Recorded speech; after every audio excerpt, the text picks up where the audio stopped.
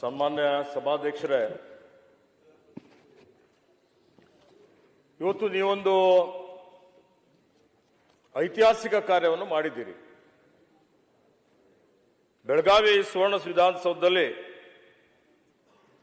ವಿಶ್ವದ ಪ್ರಥಮ ಸಂಸತ್ತು ಅಂತೇಳಿ ಹೆಗ್ಗಳಿಕೆಗೆ ಪಾತ್ರವಾದಂಥದ್ದು, ಹಾಗೆ ಇಡೀ ಜಗತ್ತಿಗೆ ಸಾಮಾಜಿಕ ನ್ಯಾಯ ಕೊಟ್ಟಂಥದ್ದು, ಸರ್ವರಿಗೂ ಸಮಬಾಳು ಸಮಪಾಲು ಅಂತೇಳಿ ಪ್ರತಿಪಾದನೆ ಮಾಡಿದಂಥದ್ದು, ಪ್ರಜಾಪ್ರಭುತ್ವದ ಬುನಾದಿ, ಪ್ರಜಾಪ್ರಭುತ್ವದ ಪರಿಕಲ್ಪನೆ ಇಡೀ ಜಗತ್ತಿಗೆ ಪರಿಚಯ ಮಾಡಿಸಿಕೊಟ್ಟಂತ 12ನೇ ಶತಮಾನದಲ್ಲಿ ಬಸವಣ್ಣವರ ಅಧ್ಯಕ್ಷತೆಯಲ್ಲಿ ಅನುಭವ ಮಂಟಪ, ಆ ಅನುಭವ ಮಂಟಪದ ಚಿತ್ರವನ್ನು ಅನಾವರಣ ಸನ್ಮಾನ ಮುಖ್ಯಮಂತ್ರಿಯವರ ಕಡೆಯಿಂದ ಮಾಡಿಸಿದ್ದೀರಿ. ಅದಕ್ಕೆ ಪ್ರಪ್ರಥಮವಾಗಿ ನನ್ನ ಪರವಾಗಿ ಇಡೀ ಜಗತ್ತಿನಾದ್ಯಂತ ಇರುವಂತ ಬಸವಾದಿ ಭಕ್ತರ ಪರವಾಗಿ, ಅನುಯಾಯಿಗಳ ಪರವಾಗಿ, ಎಲ್ಲರ ಪರವಾಗಿ ನಿಮಗೆ, ನಿಮ್ಮ ಎಲ್ಲ ಮಾನ್ಯ ಸಭಾಪತಿಗಳಿಗೆ ಎಲ್ಲರಿಗೂ ಹಾರ್ದಿಕ ಅಭಿನಂದನೆ ಮತ್ತು ಇವತ್ತು ಧನ್ಯವಾದಗಳನ್ನು ಅರ್ಪಿಸ್ತಾ ಇದ್ದೇನೆ. ಮಾನ್ಯ ಸಭಾಧ್ಯಕ್ಷರೇ, ಇವತ್ತು 12ನೇ ಶತಮಾನದಲ್ಲಿ ಏನು ಬಸವಾದಿ ಶರಣರು ಸಮಾಜ ಧಾರ್ಮಿಕ ಕ್ರಾಂತಿ ಮಾಡ್ತಾರೆ, ಈ ಕ್ರಾಂತಿ ವಿಶಿಷ್ಟವಾದಂತಹ ಒಂದು ಕ್ರಾಂತಿ. ಜಗತ್ತಿನ ಇತಿಹಾಸ ನೋಡಿದಾಗ ಬಹಳಷ್ಟು ಕ್ರಾಂತಿಗಳಾಗಿದ್ದಾವೆ. ಹೆಣ್ಣಿಗಾಗಿ, ಮಣ್ಣಿಗಾಗಿ, ಅಧಿಕಾರಕ್ಕಾಗಿ ಕ್ರಾಂತಿ ಆಗಿದ್ದು ನಾವು ನೋಡ್ತೀವಿ. ಆದರೆ ಸಮಾಜಕ್ಕಾಗಿ, ಸಮಾನತೆಗಾಗಿ ಕ್ರಾಂತಿ ಆಗಿದ್ದಂಥದ್ದು ಯಾವುದಾದ್ರೂ ಕ್ರಾಂತಿ ಇದ್ದರೆ ಅದು ಕಲ್ಯಾಣ ಕ್ರಾಂತಿ, ಬಸವಣ್ಣವರ ಕ್ರಾಂತಿ ಅಂತೇಳಿ ಬಹಳ ಹೆಮ್ಮೆಯಿಂದ ಹೇಳ್ಬೋದು. ಬಸವಣ್ಣವರು, ಬಸವಾದಿ ಶರಣರು ಇವತ್ತು ಸ್ವಾತಂತ್ರ್ಯ, ಸಮಾನತೆ, ಕಾಯಕ, ದಾಸೋಹ, ಸಹೋದರತ್ವ, ಸಹಬಾಳ್ವೆಯ ತಳದ ಮೇಲೆ ಸುಂದರವಾದಂತಹ, ಭವ್ಯವಾದಂತಹ ಸಮಾಜ ನಿರ್ಮಾಣ ಮಾಡಬೇಕು ಅಂತ ಹೇಳಿ ಅಂದಿನ ದಿನಮಾನಗಳಲ್ಲಿ ಏನೊಂದು ಅಸ್ಪೃಶ್ಯತೆ ಇತ್ತು, ಆ ಅಸ್ಪೃಶ್ಯತೆ ವಿರುದ್ಧ ಹೋರಾಟ ಮಾಡ್ತಾರೆ, ಕಂದಾಚಾರದ ವಿರುದ್ಧ ಹೋರಾಟ ಮಾಡ್ತಾರೆ, ಜಾತೀಯತೆಯ ವಿರುದ್ಧ ಹೋರಾಟ ಮಾಡ್ತಾರೆ, ಮೌಢ್ಯತೆಯ ವಿರುದ್ಧ ಹೋರಾಟ ಮಾಡ್ತಾರೆ. ಇವೆಲ್ಲ ಹೋರಾಟ ಮಾಡಿ ವರ್ಗರಹಿತವಾದಂಥದ್ದು, ವರ್ಣರಹಿತವಾದಂತಹ ಒಂದು ಸಮಾಜ ನಿರ್ಮಾಣ ಮಾಡಬೇಕು ಅನ್ನುವಂಥ ದೃಷ್ಟಿಯಿಂದ ಈ ಅನುಭವ ಮಂಟಪದ ಮುಖಾಂತರ 770 ಮರಗಳಂಗಳಂತ ಹೇಳ್ತೀವಿ. 770 ಶರಣರು ಕಲ್ಯಾಣಕ್ಕೆ ಬೇರೆ ಬೇರೆ ಭಾಗದಿಂದ ಬರ್ತಾರೆ, ದೇಶ ವಿದೇಶಗಳಿಂದ ಬರ್ತಾರೆ. ಆ ಎಲ್ಲ 770 ಶರಣರಿಗೆ ಅಲ್ಲಿ ಅವಕಾಶವನ್ನು ಕೊಟ್ಟು ಮಹಿಳೆಯರನ್ನು ಸೇರಿಸಿಕೊಂಡು, ಯಾಕೆಂದ್ರೆ ಇವತ್ತು ಏನಾದ್ರೂ ಮಹಿಳೆಯರು ಪ್ರಪ್ರಥಮವಾಗಿ ಅವ್ರಿಗೆ ಯಾರಾದ್ರೂ ಸ್ವಾತಂತ್ರ್ಯ ಕೊಟ್ಟಿದ್ದಾರೆ ಅಂತ ಹೇಳಿದ್ರೆ ಅದು ಬಸವಾದಿ ಶರಣರು ಅಂತೇಳಿ ಸ್ಮರಿಸಬೇಕು ಅನ್ನುವಂಥ ಮಾತನ್ನು ಇಲ್ಲಿ ನಾನು ಹೇಳಿಕೆ ಬಯಸ್ತಾ ಇದ್ದೀನಿ. ಯಾವ ಮಹಿಳೆಗೆ ದೇವಾಲಯ ಒಳಗೆ ಹೋಗ್ಲಿಕ್ಕೆ ಪ್ರವೇಶ ಇರಲಿಲ್ಲ, ಅಂತವರಿಗೆ ಮಹಾದೇವಿ ಅಂತೇಳಿ ಹೇಳಿ ಅವರಿಗೂ ಅನುಭವ ಮಂಟಪದಲ್ಲಿ ಸ್ಥಾನ ಕೊಟ್ಟು ಅಕ್ಕಮಹಾದೇವರ ಜೊತೆಯಲ್ಲಿ ಅನೇಕ ಜನ, ನಾಗಲಾಂಬಿಕಾ, ಅಕ್ಕನಾಗಮ್ಮ, ಸುಳ್ಳಿ ಸಂಕವ್ವ, ಇಂಥ ಇವತ್ತಿನವರೆಗೆ ಸಂಶೋಧನೆ ಪ್ರಕಾರ ಸುಮಾರು 32 ಜನ ಮಹಿಳೆಯರು ಅಂದಿನ ದಿನಮಾನಗಳಲ್ಲಿ ಅನುಭವ ಮಂಟಪದಲ್ಲಿ ತಮ್ಮ ವಚನವನ್ನು ಬರೆದಿದ್ದಾರೆ. ಇನ್ನೂ ಅದರ ಬಗ್ಗೆ ಸಂಶೋಧನೆ ನಡೀತಾ ಇದೆ. ಅದೇ ರೀತಿಯಲ್ಲಿ ಅಲ್ಲಿ ಅನುಭವ ಮಂಟಪದಲ್ಲಿ ಇವತ್ತು ನಾವು ನೋಡ್ತಾ ಇದ್ದೇವೆ, ಸುಮಾರು ಕಡೆ ಇವತ್ತು ಬಸವಣ್ಣವರ ಅಧ್ಯಕ್ಷತೆಯಲ್ಲಿ ಒಂದು ಹೇಳ್ತಾರೆ, ಅಪ್ಪನು ನಮ್ಮ ಮಾದಾರ ಚೆನ್ನಯ್ಯ, ಬಪ್ಪನು ನಮ್ಮ ಡೋಹರ ಕಕ್ಕಯ್ಯ, ಚಿಕ್ಕ ನೇಮಯ್ಯ ಕಾಣಯ್ಯ, ಅಣ್ಣನು ನಮ್ಮ ಕಿನ್ನರ ಬೊಮ್ಮಯ್ಯ, ಏನನ್ನೇತ ಕಿರಿರಿ ಕೂಡಲ ಸಂಗಯ್ಯ ಅಂತೇಳಿ. ಅಂದ್ರೆ ಅಲ್ಲಿ ಅನುಭವ ಮಂಟಪದಲ್ಲಿ ಇವತ್ತು ವಿಶೇಷವಾಗಿ ಮಹಾರಾಷ್ಟ್ರದಿಂದ ಶಿವಯೋಗಿ ಸಿದ್ದರಾಮೇಶ್ವರರು ಬರ್ತಾರೆ. ಅಲ್ಲಿ ಬೋವಿ ಸಮುದಾಯಕ್ಕೆ ಸೇರಿದಂಥವರು, ಇವತ್ತು ಉರ್ಲಿಂಗ್ ದೇವರು, ಉರ್ಲಿಂಗ್ ಪೆದ್ದಿಯವರು, ಅಮುಗಿ ದೇವಯ್ಯ, ತೆಲಂಗಾಣ ಆಂಧ್ರ ಪ್ರದೇಶದಿಂದ ಸಕಲೇಶ್ ಮಾದರಸ ಬರ್ತಾರೆ, ಕಿನ್ನರಿ ಬೊಮ್ಮಯ್ಯನವರು, ಗುಜರಾತ್ದಿಂದ ಆದಯ್ಯ ಶರಣರು ಬರ್ತಾರೆ, ತಮಿಳುನಾಡಿನಿಂದ ಮಾದರೆ ಚೆನ್ನಯ್ಯನವರು ಬರ್ತಾರೆ, ಕೇರಳದಿಂದ ಧೂಪದ ಗುಗ್ಗವೆಯವರು ಬರ್ತಾರೆ, ಕಾಶ್ಮೀರದಿಂದ ಮಹಾದೇವ್ ಭೋಪಾಲ್ ಬರ್ತಾರೆ, ಅಫ್ಘಾನಿಸ್ತಾನದಿಂದ ಮರಳು ಶಂಕರ್ ದೇವರು ಬರ್ತಾರೆ. ಹಿಂಗ ಅನೇಕ ಏನು ಶರಣರುಗಳು, ಸುಮಾರು ಎಲ್ಲಾ ಶರಣರುಗಳು ಒಂದು ಕಡೆ ಸೇರಿ ಅಂದಿನ ದಿನಮಾನಗಳಲ್ಲಿ ಏನು ಸಮಾಜದಲ್ಲಿ ಬೇರೆ ಬೇರೆ ರೀತಿಯಲ್ಲಿ ಏನು ಅನಿಷ್ಟಗಳಿದ್ದವು, ಇವೆಲ್ಲ ಅನಿಷ್ಟಗಳು ಇವತ್ತು ನಿವಾರಣೆ ಮಾಡಿ ಸುಂದರವಾದಂತಹ ಒಂದು ಒಳ್ಳೆಯ ಸಮಾಜ ನಿರ್ಮಾಣ ಮಾಡಬೇಕು, ಜಾತಿ ರಹಿತವಾದಂತಹ ಸಮಾಜ ನಿರ್ಮಾಣ ಮಾಡಬೇಕು ಅನ್ನುವಂಥದ್ದು ಅವರ ಗುರಿಯಾಗಿತ್ತು ಅಂದಿನ ಕಾಲದಲ್ಲಿ. ಇವತ್ತಿಗೂ ಆಗ್ತಾ ಇಲ್ಲ. ಇವತ್ತು ಅಂತರ್ಜಾತಿ ವಿವಾಹ ಮಾಡುವಂಥದ್ದು, ಹರಳೆಯ ಮಧುವರ್ಸರ ಮಕ್ಕಳಿಗೆ ಏನು ಲಾವಣ್ಯವತಿ ಶೀಲವಂತನ ಮದುವೆ ಮಾಡಿಸ್ತಾರೆ, ಅಂತರ್ಜಾತಿ ವಿವಾಹ. ಆ ಸಂದರ್ಭದಲ್ಲಿ ಅದು ಸಾಧ್ಯನೇ ಇರಲಿಲ್ಲ. ಅಂತ ಪರಿಸ್ಥಿತಿಯಲ್ಲಿನೂ ಇವತ್ತು ಅವರು ಮಾಡಿದಂಥದ್ದು ಅದೇ ಕಲ್ಯಾಣ ಕ್ರಾಂತಿಗೆ ಮೂಲ ಅಂತೇಳಿ ಹೇಳ್ಬೋದು.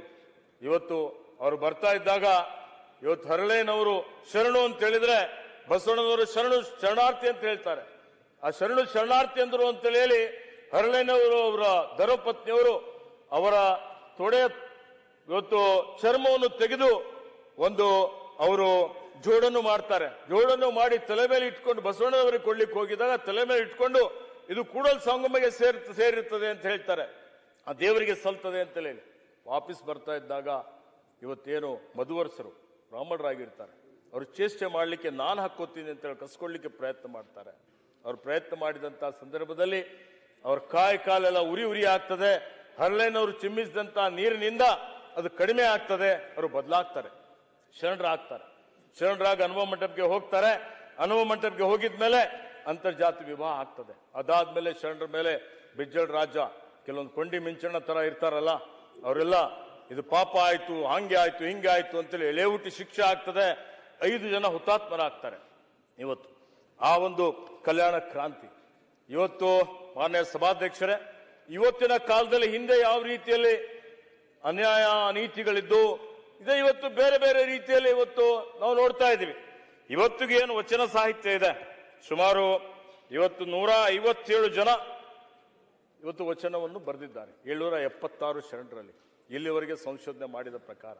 ಇದಕ್ಕೆ ಮಾನ್ಯ ಸಭಾಧ್ಯಕ್ಷರೇ, ಇವತ್ತು ಇದೇ ಸಂದರ್ಭದಲ್ಲಿ ನಮ್ಮ ಬಸವ ಕಲ್ಯಾಣದ, ನಾನು ಬೀದರ್ನಿಂದ ಬಂದವನಾಗಿದ್ದೇನೆ, ಬಸವ ಕಲ್ಯಾಣದಲ್ಲಿ ಇವತ್ತು ನೂತನವಾದಂತಹ ಒಂದು ಅನುಭವ ಮಂಟಪ ನಿರ್ಮಾಣ ಆಗ್ತಾ ಇದೆ.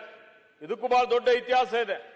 ಇವತ್ತು ಹಿಂದೆ ಒಂದು ಅನುಭವ ಮಂಟಪ ಮಾಡಬೇಕು ಅಂತೇಳಿ ಹೊರಟಂತಹ ಸಂದರ್ಭದಲ್ಲಿ 1955ರಲ್ಲಿ ಜಯಚಾಮರಾಜೇಂದ್ರ ಒಡೆಯರ್ ಬಸವ ಕಲ್ಯಾಣಕ್ಕೆ ಬಂದು ಅದಕ್ಕೆ ಒಂದು ಶಂಕುಸ್ಥಾಪನೆ ಹಾಕ್ತಾರೆ. ಅನುಭವ ಮಂಟಪ ಕಾಮಗಾರಿ ಆಗೋದಿಲ್ಲ, ಹಾಗೆ ಉಳಿತದೆ. 66ರಲ್ಲಿ ಸನ್ಮಾನ್ಯ ಬಿ.ಡಿ. ಜತ್ತಿಯವರು ಮುಖ್ಯಮಂತ್ರಿ ಆಗಿದ್ದಂತಹ ಸಂದರ್ಭದಲ್ಲಿ ಅಲ್ಲಿ ಇವತ್ತು ಅದಕ್ಕೆ ಶಂಕುಸ್ಥಾಪನೆ, ಗುದ್ಲಿ ಪೂಜೆ ಎಲ್ಲವೂ ಆಗ್ತದೆ. ಆದ್ರೆ ಬಸವ ಸಮಿತಿಯ ಜಮೀನು ಇರ್ತದೆ, ಅದು ಪೂರ್ತಿ ಆಗ್ಲಿಕ್ಕೆ ಆಗೋದಿಲ್ಲ.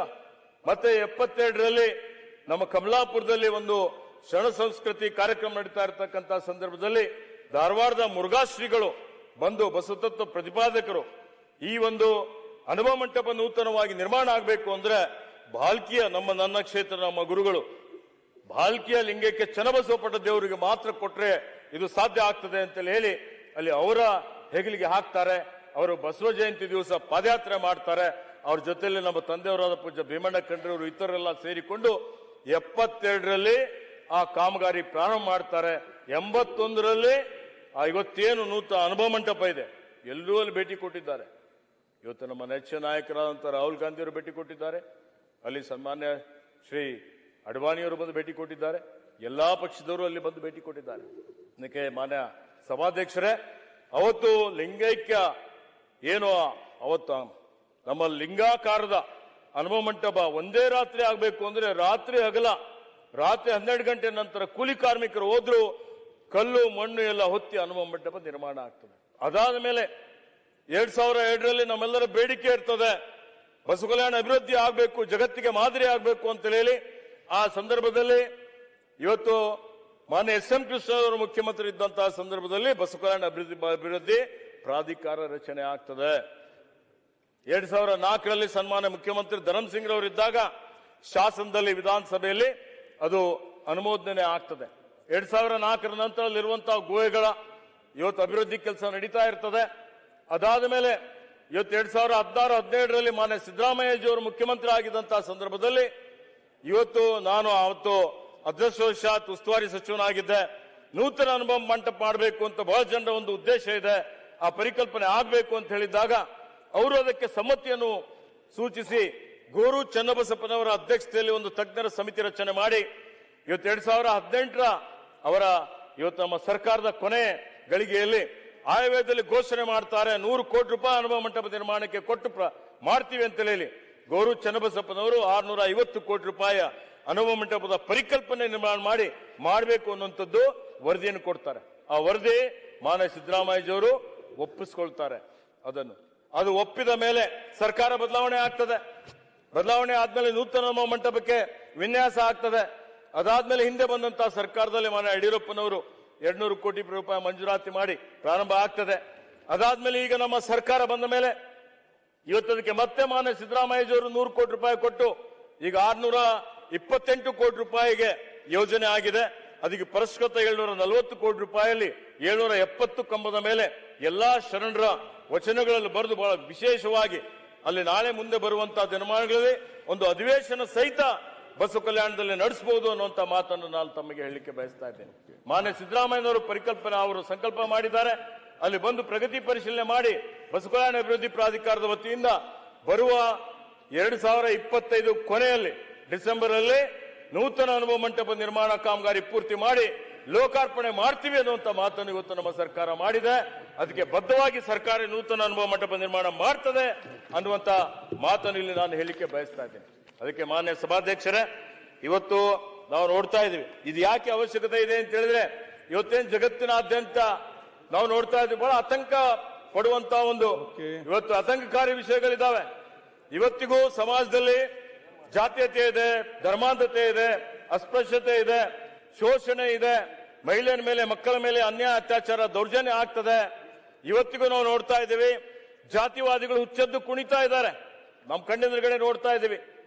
ಇವತ್ತಿಗೂ ನಾವು ನೋಡ್ತಾ ಇದ್ದೀವಿ ಜಾತಿಗಳಲ್ಲಿ ಧರ್ಮಗಳಲ್ಲಿ ಒಡೆದಾಳುವ ನೀತಿ ಅನುಸರಿಸಿ ಇವತ್ತು ಸಮಾಜದ ಸ್ವಾಸ್ಥ್ಯ ಏನಿದೆ ಹಾಳು ಮಾಡುವಂತ ಪ್ರಯತ್ನ ನಡೀತಾ ಇದೆ. ಸಮಾಜದಲ್ಲಿ ಒಂದು ರೀತಿಯಲ್ಲಿ ಇವತ್ತು ನಾವು ಬೇರೆ ಬೇರೆ ಅನ್ನುವಂತ ಒಂದು ಭಾವನೆ ದಿನೇ ದಿನೇ ಬರ್ತಾ ಇದೆ.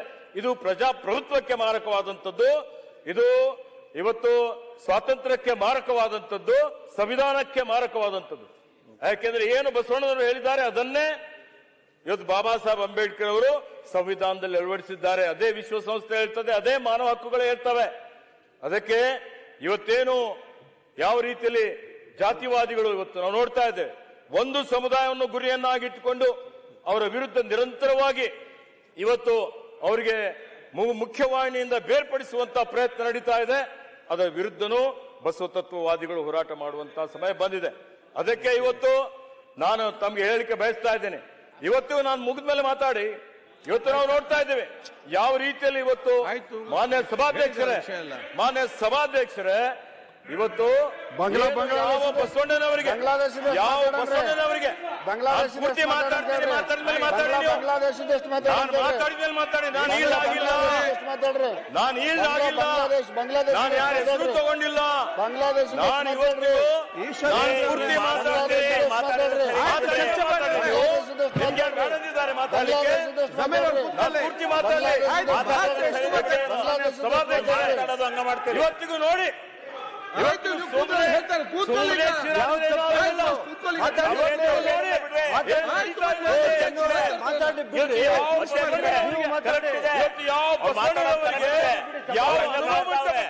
ನಾವು ಹೇಳ್ತೀವಿ ಅನುಭವ ಮಂಟಪ ಪ್ರಜಾಪ್ರಭುತ್ವ ಪರಿಕಲ್ಪನೆ ಅಂತ ಹೇಳಿ ಅಂತ ಬಸವಣ್ಣವರ ಬಗ್ಗೆ ಅಪಹಾಸ್ಯ ಮಾಡುವಂತಹ ಶಕ್ತಿಗಳು ನೋಡಿ ಮಾಡಿ ಬಸವಣ್ಣನವರಿಗೆ ಅವಮಾನ ಮಾಡುವಂತ ರೀತಿಯಲ್ಲಿ ಮಾತಾಡ್ತಾರೆ. ಅವಮಾನ ಮಾಡಿದವರಿಗೆ ಏನ್ ಶಿಕ್ಷೆ ಕೊಡ್ತೀರಿ? ಅವಮಾನ ಮಾಡಿದವರ ಬಗ್ಗೆ ಬಸವಣ್ಣವರ ಬಗ್ಗೆ ಹೇಳಿದ ಬಗ್ಗೆ ಮಾತಾಡ್ಲಿಕ್ಕೆ ಆಗುತ್ತಾ ನಿಮಗೆ? ಅದ್ರ ಬಗ್ಗೆ ಮೌನವಾಗಿ ಮೌನ ಸಮ್ಮತಿ ಲಕ್ಷಣ ಅವ್ರು ಯಾರೇನು ಮೌನದಲ್ಲಿ ಕೂತಿದ್ದಾರೆ ಅದೇನ್ ತೋರಿಸ್ಕೊಡ್ತದೆ ಅಂದ್ರೆ ನೀವು ಬಸವತತ್ವ ವಿರೋಧಿಗಳು, ನೀವು ಬಸವತತ್ವ ವಿರೋಧಿಗಳು. ಚುನಾವಣೆಯಲ್ಲಿ ಬಸವಣ್ಣವ್ರ ಹೆಸರು ಹಾಕಿ ಹೊಡ್ತೀರಿ. ಆಯ್ತು, ಚರ್ಚೆ ನಮ್ಗೆ ಬಸವಣ್ಣವರಿಗೆ ಸಂಬಂಧವಿಲ್ಲ ಅಂತ ಹೇಳಿ ಓಪನ್ ಆಗಿ ಚರ್ಚೆ ಬೇಡ, ಮೌಲ್ಯಗಳ ಬಗ್ಗೆ ಆಲೋಚನೆ ಮಾಡ್ತೀರಿ, ಸಂವಿಧಾನದ ಬಗ್ಗೆ ಆಲೋಚನೆ ಮಾಡ್ತೀರಿ, ಬಗ್ಗೆ ಮಾಡ್ತಾರೆ, ಚರ್ಚೆ ಮಾಡಿ ಟೀಕೆನು ಮಾಡಲ್ಲ, ಏನೇನೋ ಹೇಳಿಕೆನೂ ಕೊಡಲ್ಲ, ಏನೇನೋ ಪುಸ್ತಕ ಕೊಡ್ತೀರಿ, ಚರ್ಚೆ ಇಲ್ಲಿ ಬಂದು ಬಸವಣ್ಣವ್ರ ಬಗ್ಗೆ ಮಾತಾಡ್ತೀರಿ, ವಚನ ಬಗ್ಗೆ ನಿಮ್ಮಲ್ಲಿ ಮಾನವೀಯ ಮೌಲ್ಯ ಇದೆಯಾ? ಓಕೆ, ನೈತಿಕ ಮೌಲ್ಯ ಇದೆಯಾ? Thank you. ಅದಕ್ಕೆ ಮಾನ್ಯ ಸಭಾಧ್ಯಕ್ಷರೇ ಇವತ್ತು ಈ